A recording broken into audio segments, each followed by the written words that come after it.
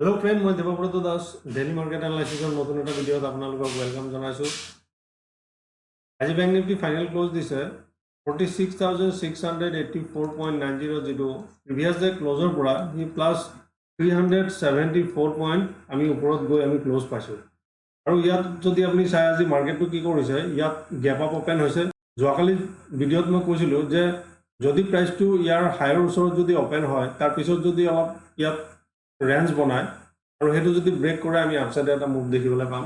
আৰু প্ৰাইসটো এক্স্যাক্টলি কি কৰিছে, এটো ফাৰ্স্ট ক্যান্ডেল গৈছে তাৰ ভিতৰতে ইয়াত টাইম স্পেন্ড কৰিছে, এটো যেতিয়া ব্ৰেক কৰিছে আমি আপসাইড এটা মুভ দেখিবলৈ পাইছো।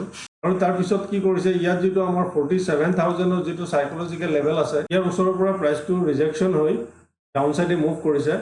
আৰু এটো যেটো প্ৰিভিয়াস ডে হাই আছিল এটো জায়গাৰ পৰা ই সাপোৰ্ট লৈছে, সাপোৰ্ট লৈ প্ৰাইসটো এটো জায়গাতে এতিয়া ক্লোজ হৈছে। এই অহাকালি আমি কেনেকৈ ট্ৰেড প্ল্যান কৰিম হেতু এবাৰ আমি চাই লওঁ। এটো সব প্ৰাইসটো যেটো এটা ৰেঞ্জৰ ভিতৰত যে সোমাই আছে ইয়াৰ ওচৰতে যদি প্ৰাইসটো ওপেন হয় আৰু যদি আপসাইডে মুভ কৰে তেতিয়া হলে আমি ফাৰ্স্ট আজিৰ যেটো হাই আছে ইয়াৰ পৰা আমি ৰেজিস্ট্যান্ট লম। আৰু এটো যদি ব্ৰেক কৰি দিয়ে তেতিয়া হলে আমি এটো যেটো লেভেল আছে 47100 ৰ যেটো লেভেল আছে ইয়াৰ ওচৰৰ পৰা আমি এটা ৰেজিস্ট্যান্ট লব পাৰো। আৰু এটো যদি ব্ৰেক কৰি দিয়ে তেতিয়া হলে যেটো আমাৰ 47222 যেটো আমাৰ ৰেজিস্ট্যান্ট, যেটো মই আগৰ ভিডিওটো কৈছিলো যে এটো এটা আমাৰ কাৰণে ইম্পৰ্টেন্ট ৰেজিস্ট্যান্ট হৈ আছে, এটো জায়গাৰ পৰা এই ৰেজিস্ট্যান্ট লব পাৰে। আৰু যদি আমি ডাউন সাইডে যদি ব্ৰেক কৰে তেতিয়া হলে ডাউন সাইডৰ কাৰণে আজি যেটো ক্লোজ আছে এই ক্লোজৰ ওচৰত ই এটা সাপোৰ্ট লব লাগে। আৰু এটো যদি ব্ৰেক কৰি দিয়ে এটোৰ পৰা এটো ৰেঞ্জৰ ভিতৰত প্ৰাইসটো কি কৰে হেতু আমি চাব লাগিব।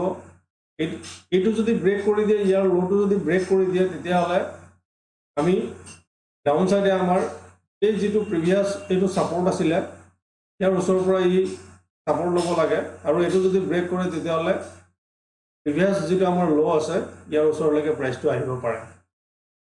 এটো কাৰণে আপসাইডৰ কাৰণে যিখিনি আমাৰ লেভেল থাকিব এটো হৈ গৈছে 46955, তাৰ পিছত হ'ব 47088, তাৰ পিছত হ'ব 47222।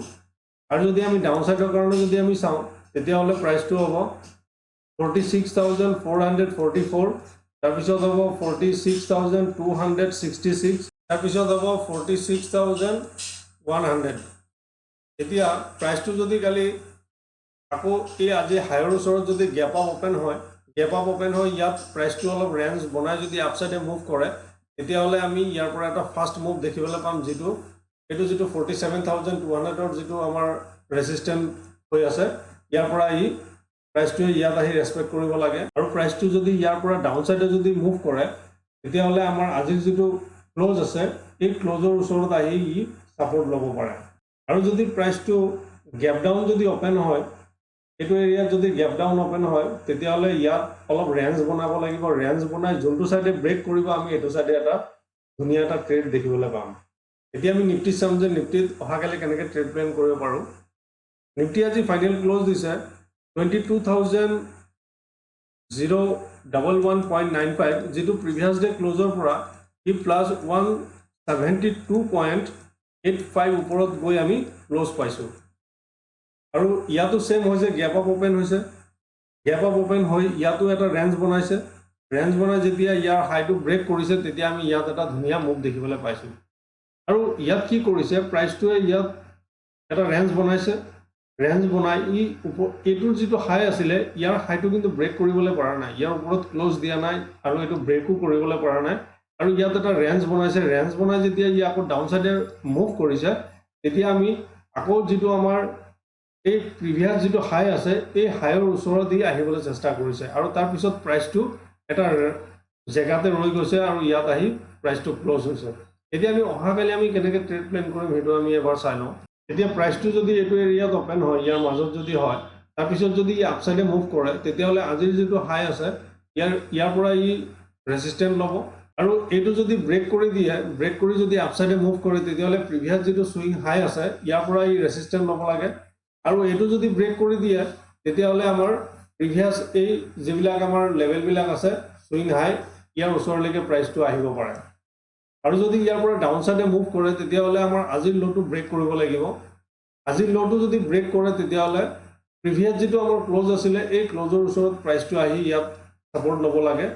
আৰু ইয়াতো এটা জোন হৈ আছে এইটো জায়গাত প্ৰাইচটোৱে কি কৰে সেইটো আমি চাব লাগিব ইয়াতো যদি অলপ টাইম স্পেন্ড কৰি যদি এটো ব্ৰেক কৰি দিয়ে তেতিয়া হলে আমি তলৰ এই লেভেলবিলাক আমি এজ এ সাপোৰ্ট হিচাপে আমি দেখিবলৈ পাম এতিয়া আপসাইডৰ কাৰণে যিখিনি আমাৰ লেভেল হ'ব এটো হ'ব 22,077 তাৰ পিছত হ'ব 22,122 তাৰ পিছত হ'ব 22,162 আৰু যদি আমি ডাউন সাইডে যদি আমি চাও তেতিয়া হলে হ'ব 21,911 তাৰ পিছত হ'ব 21,855 তাৰ পিছত 21,788 এই প্ৰাইসটো কত ওপেন হয় হেতু আমাৰ কাৰণে ইম্পৰ্টেন্ট হৈ আছে আগৰ ভিডিওটো আপোনালোকক ভাল লাগিব যদি ভাল লাগে লাইক শেয়াৰ এন্ড সাবস্ক্ৰাইব কৰিব আৰু চেনেলত নতুন হলে সাবস্ক্ৰাইব কৰিবলৈ নাপাহৰিব আজি ইয়াতে হেক কৰিলো ধন্যবাদ